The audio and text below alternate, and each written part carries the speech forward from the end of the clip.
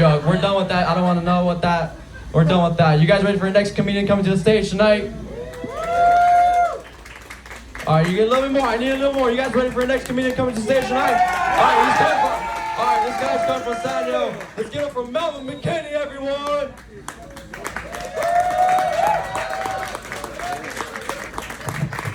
What to do, best Brew Lake Havasu? Let me hear from you! Yeah, that's what the fuck I'm talking about. How y'all doing, man? Right on, right on, right on. Man, I gotta tell y'all, man, being in Arizona these last few days has been the most trippy experience for me being a Californian. Believe it or not, like, we don't come here ever for shit, ever, you know? And for me, it's been a more surreal situation because, you know, I understand what y'all did to my people back in the day, kind of spread us out, whatever. So coming to Arizona and not seeing a black person at all scared the fuck out of me. I'm not gonna lie to you.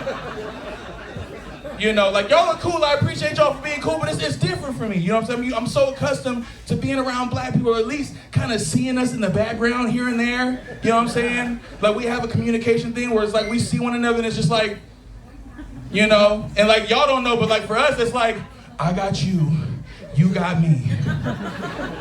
The moment these motherfuckers start chanting USA, we gotta dip. It's no longer safe for us here. And a few nights ago, we had a show in Prescott. You guys know about Prescott, Arizona? They're fucking stupid as shit. That shit clearly says Prescott. If anything, it says pre-Scott. It's the city before Scott. You know, and like the whole thing about doing comedy in Prescott, it was cool, little vibe. It was kind of like colonial, so again, dangerous for me. And like the only two friendly black faces that I saw was Smokey the Bear and me in the mirror brushing my teeth. Scary biz. I called my mom and shit. I'm like, Mom, please send black people. Jesus, be a dash of pepper and a sprinkle of garlic salt in this sea of flour. Please, Jesus. So a little bit about myself. Like I said, my name is Melvin McKinney. I'm from San Francisco, California. Any Bay Area people, Bay Area fans, Niners fans, nothing like that? This is the Cardinals room? Don't fucking know. Cardinals fans, huh? Huh? Raiders? Hey, look, I want to let you guys know something right now. The fact that the cop is a Raiders fan, no one's safe. Now you know how it feels to be black in America.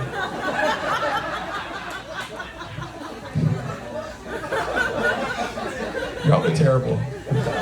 He's trying to enjoy his beer and shit. We're giving him a hard time, hard-working man and shit. Thank you.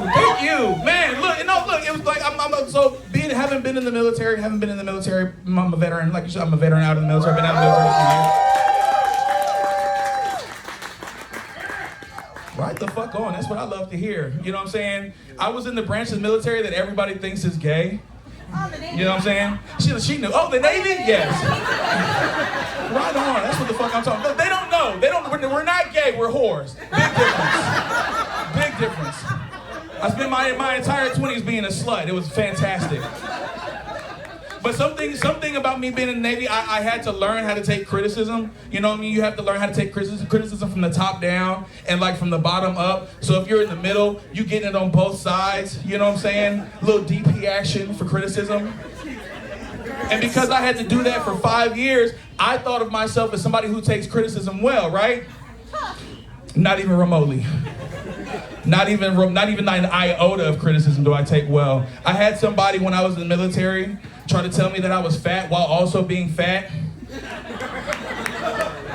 And I ain't like that shit, because who the fuck are you talking to, fatso? You gonna fucking look at the pot and call it black, bitch? What the fuck are you talking about, kettle? And like his whole reason for telling me that I was fat was the way that I bent over to pick things up. He was like, hey man, I want you to know you're really out of shape. While his stomach was hanging over his dick. So me to him, I'm like, how so? How do you feel like I'm out of shape, brother? He's like, well, it's the way that you bend over and pick things up. The fact that you bend over at your waist instead of bending at the knees means that your knees are weak because you're too heavy.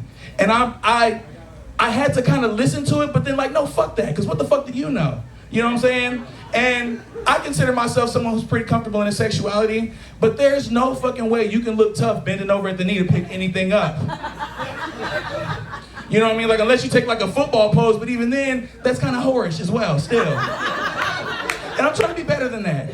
You know, but like the immediate image that popped into my head when he was like, I need to bend at the knee to pick things up, was just way too zesty for your boy. Because at no point do you look manly bending over to pick anything up like this. Off the fucking ground. That's not a good look. Luckily for you guys, this shirt's long enough where y'all would have got a show. I would have had to charge you extra, don't worry about that. We would have figured it out on the back end. Some more shit to let me know I'm not good at taking criticism. Recently, I made the big decision to shave my head bald. You know what I'm saying? And it's not because I didn't have like the full cul-de-sac going on or anything like that. But like I was thinning. And you know, for me, I felt like it was so much more dramatic to let myself go bald in front of everybody.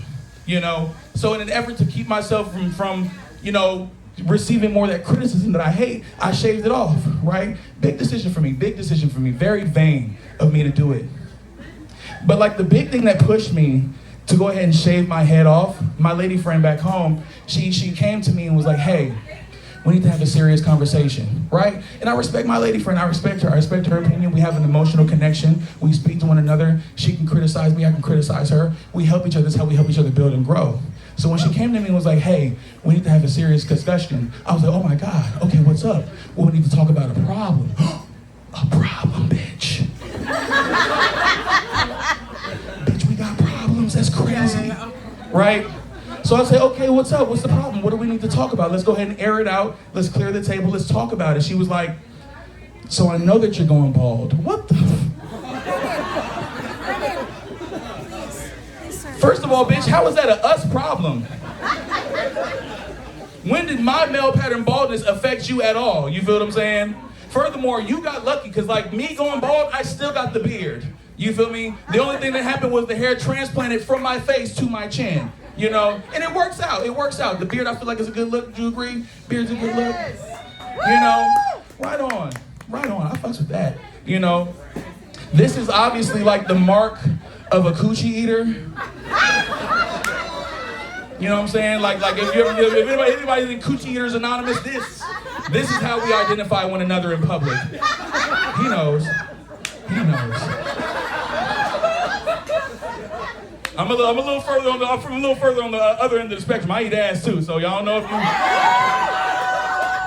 I don't know if you party, man, but I party. Some shit too. I recently turned 30. I turned 30 in February. I'm an Aquarius, baby. I turned 30 last month. God damn, that's what I like to hear. Y'all fucks with Aquarius? Y'all are like the only people that like Aquarius. I want you to know now. The moment I tell women I like Aquarius, the moment I tell women that I'm an Aquarius, they're like, you got fucking commitment issues. And it's not that I have commitment issues. It's not that I have commitment issues at all. I'm very loyal in my relationships. I'm very honest. I'm very forward. You know what I'm saying? The only difference is I'm not going to tolerate bullshit that I don't like. You know what I'm saying? So for you to be sucking my dick and want to hike my legs up in the air to eat my ass, it's not happening. I'm not going for it. And furthermore, for you to say that that's me having commitment issues, bitch, don't gaslight me. I'm a man. You're not gonna fucking pull a fast one on me, baby. I've been gaslighting myself for years. No, bro, you don't need to go to the gym. You look great. You know. Oh yeah, you do look great. Yeah. But me turning 30, I've become a lot more money oriented. I've become a lot more money oriented. I've become a lot more business oriented in my dealings. You know what I'm saying? And because I've become a lot more money oriented, I've been making money. That's how that goes. You about your business, you make bread, right? Make some noise making bread, right? That's what I'm talking about. That's the only way you can keep afloat in this fucking country. I'm gonna be honest with you. You have to be money oriented. And one thing about becoming money oriented and making more bread is I realized having money is not gonna change me at all. And for me, that's a big fucking thing. Because they always tell you when you start making money, you kind of change, right? And it's not that me making more money is gonna change me at all, which is great. It's gonna make me a lot more fucking honest though, let me tell you that much. I don't know what kind of dollar amount you have to get to where you can get Kanye West disrespectful with random people, but I'm trying to get to that dollar amount, bitch. Let's go. There's a video online where like Kanye West is in his garage and TMZ's like, hey, good morning, Kanye. And he goes, fuck you. And they responded, thanks. I need to get that dollar amount, dog, for real. That's how you really know you've made it in America, where you can tell people how the fuck you feel and they thank you for it, you know? And I don't know about y'all, but like me, I like cleaning, but if I could get somebody else to clean, I would. You feel me? And that's like a big thing for me. Like once I start making money, I do want to get some help around the house, take some stress off my lady, take some stress off myself. You know what I'm saying? I've decided I'm going to get a maid, and regardless what her name is, I'm going to refer to her as Ophelia. My name's Candace. Bitch, you're Ophelia in this black household. And me speaking to Ophelia, obviously, you know, I'm not going to be disrespectful to Ophelia, but I do have to be business oriented, like I said. So when it's time for us to go, I'm going to, Ophelia, please round up the nigglets, please, Ophelia. Gather all their beautiful nappy heads up and take them elsewhere. I just can't stand the sight of their beautiful chocolate rabbit faces. Get them away from me, please. That said, I don't have kids myself, so this is like way down the line that I'm planning on this, you know what I'm saying? Ophelia is like my 10-year plan. You know, like the first step is Ophelia, the next 3 steps are blank, the final step is, and then they'll be sorry. I got some revenge to get out there, baby.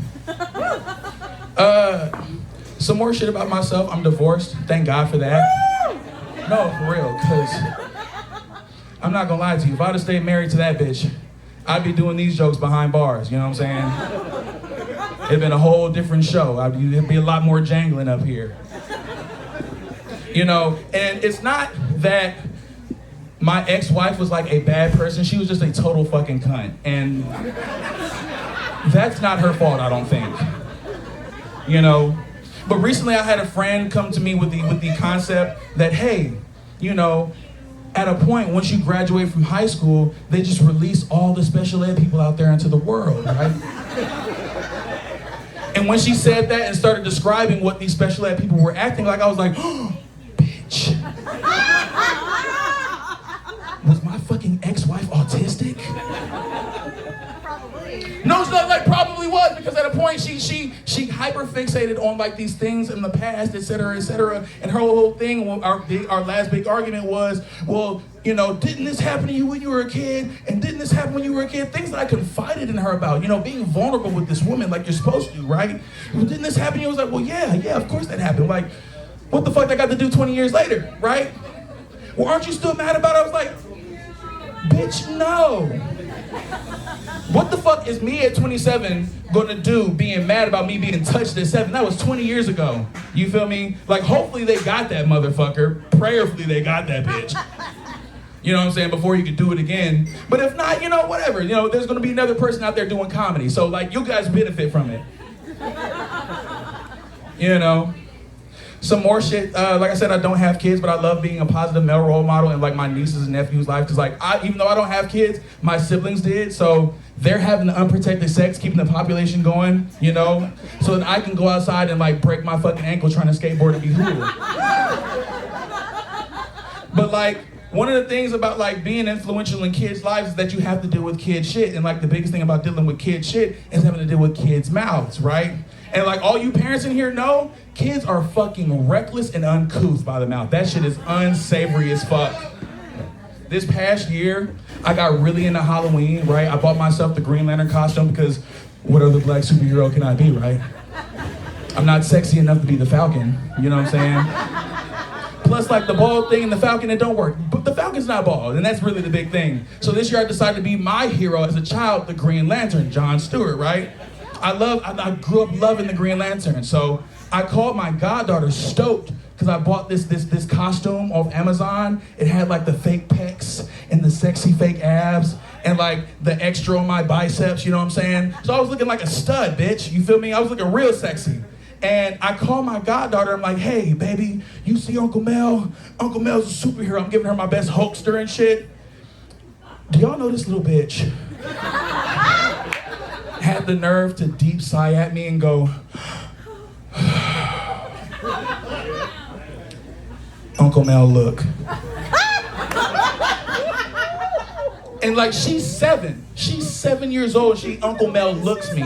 And like, I'm taken aback by that shit because again, why are you so serious, you toddler fuck?